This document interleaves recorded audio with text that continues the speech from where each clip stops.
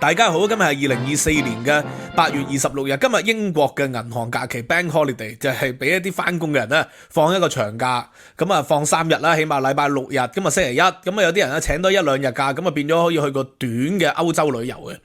咁啊今日講咩咧？今日講啊鄧小平，因為咧今年咧係鄧小平120週年咧嘅誕辰啦。咁今年咧有一啲嘅文章咧就紀念鄧小平咯。嗱咁啊其實咧又記得1個月之前咧有一篇文章就叫改革家習近平，就係將習近平比肩鄧小平嘅。咁啊呢個改革家習近平文章咧由新華社發布，但係好快咧幾日就落咗架。咁當時我分析我就認為咧，因為改革家習近平咧就係將鄧小平同習近平係比肩，咁呢個咧就係有違黨19大以嚟嘅論述嘅。嗱，黨18大嘅時候，習近平啱啱繼位啊，就當時形容咧係鄧小平、江澤民、胡錦濤、習近平，呢個係一個時代嚟嘅，叫改革開放時代。但係去到黨嘅19大之後咧，就定調啦，就有一個歷史決議文件喎。因為咧鄧小平上台嘅時期咧，就做咗個歷史決議文件，就決定咗咧呢個毛澤東路線啊。呢個毛澤東路線咧就係犯咗錯啦嚇，咁所以咧要修正，就變成咗改革開放，話毛澤東路線咧太過急進啦。原則上係啱嘅，但係太過急進咧，就可以犯下一啲嘅錯誤啦，包括咧有10年浩劫，當時咧形容文化大革命做10年浩劫嘅喎。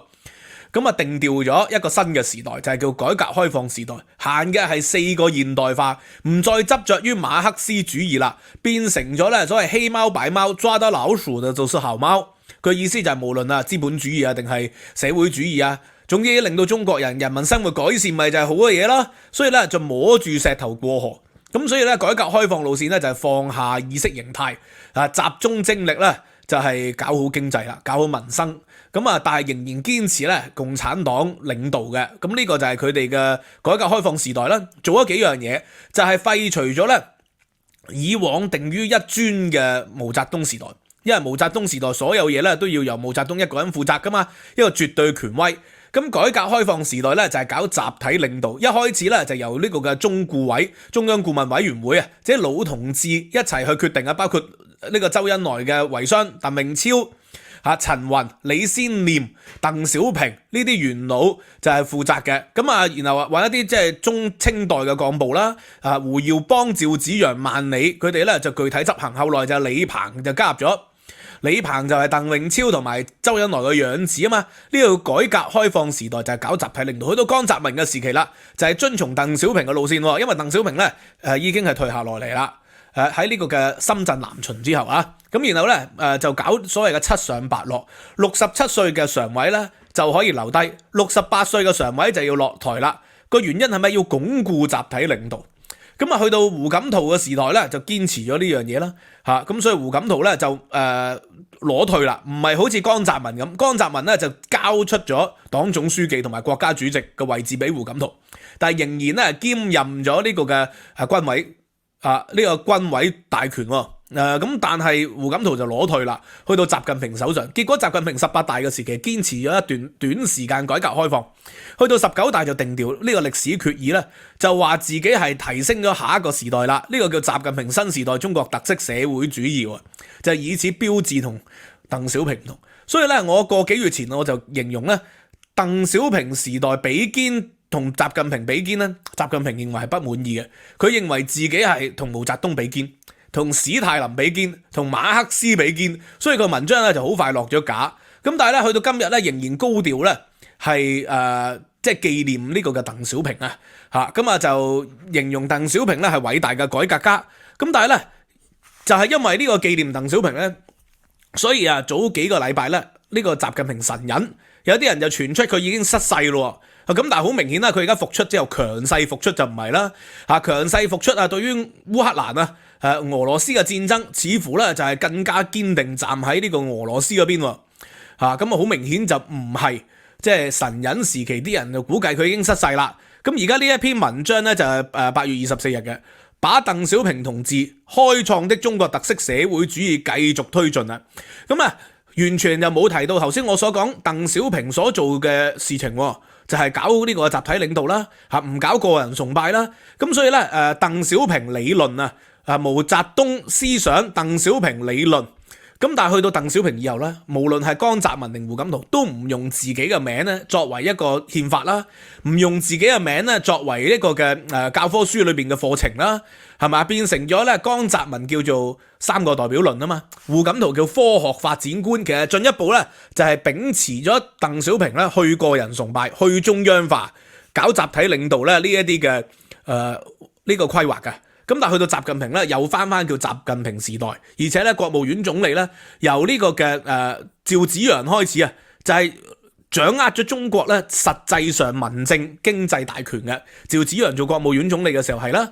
後來呢個嘅李鵬咧就係過渡人物，當時就係由呢個第一副總理朱鎔基去掌管整個中國嘅經濟啦。後來朱鎔基正式接任總理啦，然後再去到溫家寶總理，然後咧李克強總理咧喺第一屆咧18大嘅時期都仲係高調去做經濟嘅，但係去到19大嘅時候咧就已經靠咗邊站啦。20大嘅時候咧由李克強咧就卸任變成咗李強，咁而家李強更加咧個地位咧係唔能夠同之前嗰幾任總理嘅相提並論嘅。佢完全冇提呢篇文章。咁呢篇文章強調嘅係乜嘢咧？就鄧小平好光輝、好偉大嘅一生啦。呢啲改革開放嘅成績啦，係搞呢個嘅現代化嘅建設，開創中國特色嘅社會主義，創立鄧小平嘅理論。咁都係一啲比較虛嘅內容嚟嘅，冇提到鄧小平主要嘅貢獻就係修正咗呢個嘅中央集權嘅問題。咁佢領導嘅黨嘅民族咩偉大解放建立新中國作出卓越嘅貢獻，全部都係虛嘅。留意作為黨嘅第二代中央領導核心，帶領咧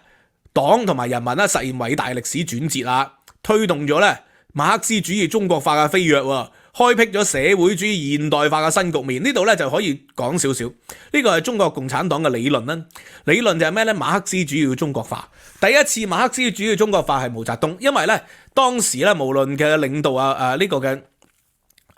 陳獨秀李大釗瞿秋白呢啲咧都係聽從於第三國際，就係搞馬克思主義咧就要由城市搞起。搞馬克思主義咧就由工廠搞起，係工人領導嘅。但係問題係中國嘅現代化工業化咧就好薄弱，中國大部分地區嘅工廠都係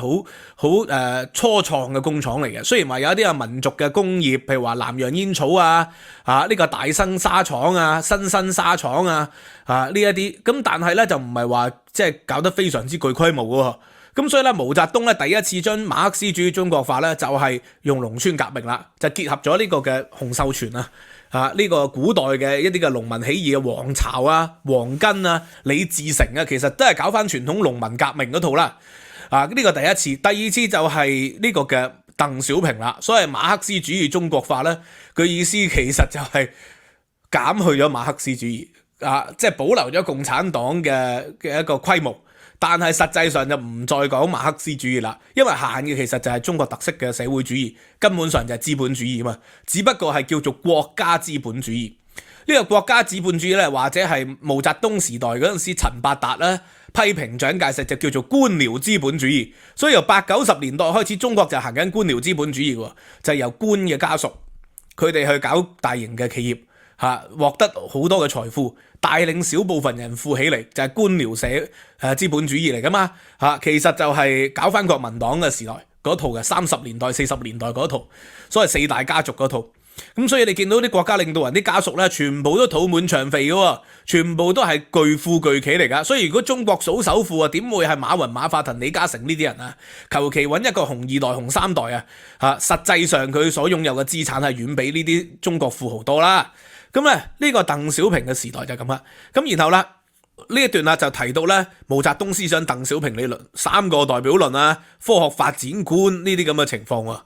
即係提到江澤民同埋胡錦濤嘅思想一筆帶過嘅咋，好明顯啦，啲文章都冇重點提到呢個嘅江澤民啦同埋胡錦濤嘅時代。所以喺習近平嘅心目中咧，江澤民同埋胡錦濤只係一個過渡嘅人物嚟嘅啫，唔係一個中國近代史裏邊咧重要嘅人物。同自己不能比肩嘅，你睇到佢嘅文章都係如此寫嘅，咁重點係講翻呢個嘅毛澤東啦。呢篇文章多次提到毛澤東思想啦，亦都因為佢係紀念鄧小平啦，梗係以鄧小平為主。然後去到下邊啦，就係提到咩4個全面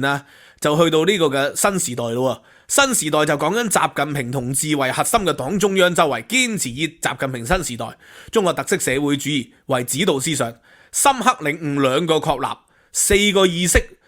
四個自信、兩個維護啊，將鄧小平同志開創嘅嘢呢係不斷譜寫喎。喺習近平時代寫我其誰啊？習近平話呢，現在啊距離我哋確定基本現代化呢只有10年時間嘅啫，因為希望喺2030年代呢就全面超越美國，成為世界第一大國啊嘛。咁所以呢篇文章呢個目的就係咁樣嘅，就繼往開來就係習近平。中國近代史上只有毛澤東，然後鄧小平。中間嗰啲就可以過咗啦，包括華國鋒呢個江澤民胡錦濤就係過渡性人物，然後就到習近平咁呢篇文章又高舉翻習近平，但係好明顯呢，就係冇提到頭先我所講習近平呢，就冇提到鄧小平偉大之處喺邊度佢只係話好偉大，好偉大確立咗好多思想，但係冇解釋到佢嘅偉大之處。好，呢度呢，就嚟到我嘅解釋啦，我歷史學解釋。中國歷史上咧有好多嘅改革，大部分咧都係好短暫咧就結束咗嘅，亦都咧大部分都係唔成功啦。中國成功嘅改革咧，即係我哋睇睇有咩重要嘅改革啊？譬如話商鞅變法，商鞅變法係成功嘅，係極少數唯一嘅長期成功。由商鞅去推動啦，後來經歷過幾個秦王啦，最終去到秦始皇嘅時候統一咗天下。咁但係商鞅就死咗啦，作法自斃。咁呢個係少數成功嘅，咁因為呢，就係幾代嘅秦王都堅定不移咁執行咗商鞅變法，呢個係好重要嘅，歷史上係少數異數，因為秦國由弱國，如果唔堅持呢，就好容易呢就繼續邊緣化，繼續存在感好低，但係因為堅持咗商鞅變法就變成咗強國，再堅持落去就統一天下，呢個歷史上嘅異數。好啦，王莽嘅變法呢，就速亡啦，大家知道啦，然後去到呢個嘅唐代又有中晚唐又有好幾次嘅變法什麼元和中興嗰啲都唔成功嘅，短暫咧又係結束咗啦。去到宋代王安石變法又係失敗告終喎。王安石變法結束冇耐咧，北宋就滅亡添咯。好，然後去到明代張居正變法，張居正一死咗，咁個變法已經消失咗咯。已經係冇影響力㗎咯，冇繼續深化落去。當然一條鞭法繼續喺度，但係成個推動明朝嘅財政、政治、經濟改革咧，冇辦法繼續深化落去。好啦，去到清朝雍正嘅變法，咁唔成功啦。短暫嘅成功帶嚟乾隆嘅繁榮啦，但係乾隆嘅中後期又繼續腐化落去咯。晚清嘅同治中興，即係所謂自強運動唔成功啦。光緒帝嘅百日維新極速失敗。去到最後嘅慈禧晚清改革，亦都唔成功啦。中國歷史上點解咁多個改革都唔成功呢？鄧小平同埋商鞅呢，暫時係見到最成功嘅兩次嚟噶啦。個原因就好簡單啫。頭先所講啦，大部分變法嘅執掌者都唔係最高權力核心，唔係皇帝喎。北魏孝文帝變法係成功嘅。雖然個國家亡咗，但係成功嘅，佢係皇帝孝文帝自己推行啊嘛。但係王安石張居正佢哋唔係自己推行喎。曾國藩康有為唔係最高權力核心推行喎。即使皇帝今日重用佢，第二日都未必重用佢。好似張居正咁一死咗，萬歷帝就發現原來張居正咧係偽君子嚟喎。所以咧張居正嘅遺產冇堅決擁護咁所以呢個係中國自古改革大部分都唔成功嘅原因，就係因為唔係由最高權力去支持，即使由最高權力去支持都冇用喎。好似雍正帝咁係最高權力但係因為下一任咧乾隆皇初期有執行，中後期唔好繼續執行咯，所以咪腐化落去咯。呢個就係中國嘅特色，就係人治制度，係人亡就正式，隨住嗰個改革者嘅死亡咧可以結束嘅。無論改革者係皇帝還是係丞相王安石或者係張居正、曾國藩、李中堂、李鴻章，冇用嘅，因為係人亡政息，冇一套憲法約制佢。即使去到現代，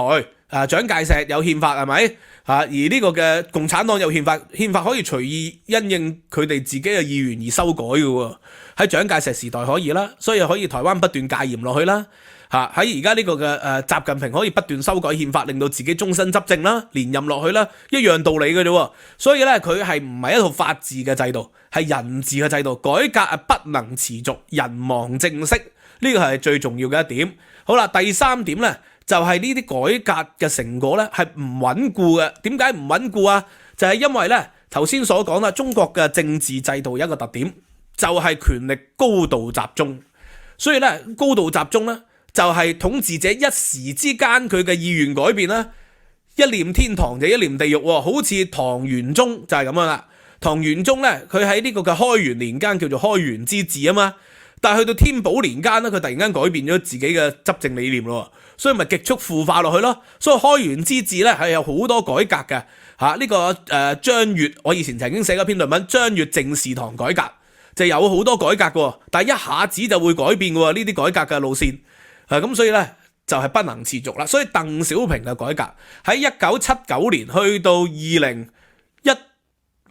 2018年19年前，即係都係一個普遍我哋視之為成功喎，係咪？因為都係穩定喎，集體領導係有效，行之有效，令到中國咧唔會急速行回頭路，令到中國咧係唔會咧發生咧所謂嘅胡錦濤所講嘅情況折騰。所以胡錦濤話不折騰啊嘛，就唔好再行回頭路啦，唔好搞咁多政治鬥爭，唔好搞咁多意識形態喎，同西方係修補關係。鄧小平話，即係呢啲歷史嘅爭議，無論釣魚台啊、南海啊、台海，讓下一代去解決。呢個下一代啊，當然唔係就係江澤民去解決，唔係胡錦濤去解決，唔係習近平去解決，即係其實唔解決，就係叫做保存呢個爭議，共同發展，各自爭議共同發展。就係唔搞意識形態啊嘛，係咪？喺8964之後，尤其是喺8964之後，唔再鬥爭意識形態，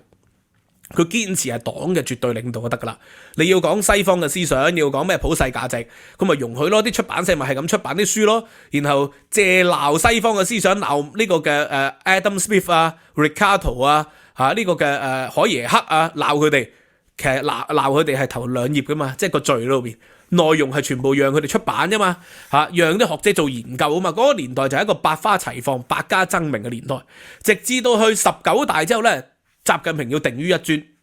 對台灣問題越走強硬，對新疆問題咧就用咗一個所謂嘅雷厲風行嘅方法、霹靂手段去解決新疆問題。對香港問題亦都係啦，升級啦，由14年嘅佔中開始不斷升級，去到2020年嘅國安法，就係用一個所謂嘅核彈式嘅方法去解決香港嘅問題，咁結果就導致到呢個時代係走向咗另外一個方向，所以叫回頭路就咁解啦。咁所以咧，我哋有啲人咧就係好樂觀嘅嘛，無論邊一個時代佢都堅持嘅。林彪上台佢就支持林彪，四人幫上台就支持四人幫，習近平就支持習近平，即係對佢嚟講係冇所謂嘅。總之向權力走，你反對佢佢就鬥爭你，佢哋係唔講道理嘅。所以如果你支持鄧小平咧，你就冇理由見到19大以後嘅路線咧係無動於衷嘅，呢個係邏輯上係解唔通嘅。我哋要 consistent 啊，要理解問題要一致性嚇。咁anyway 今日咧就分享去到呢度啦，希望大家喜歡啦，亦都透過呢一段嘅影片回顧咗中國歷史上點解大部分政治改革都唔成功嘅核心原因，就係因為人治社會。所以中國幾千年嚟都走唔出4個字：治亂興衰。就冇穩定地發展嘅，一定係治亂興衰，經歷個大嘅災難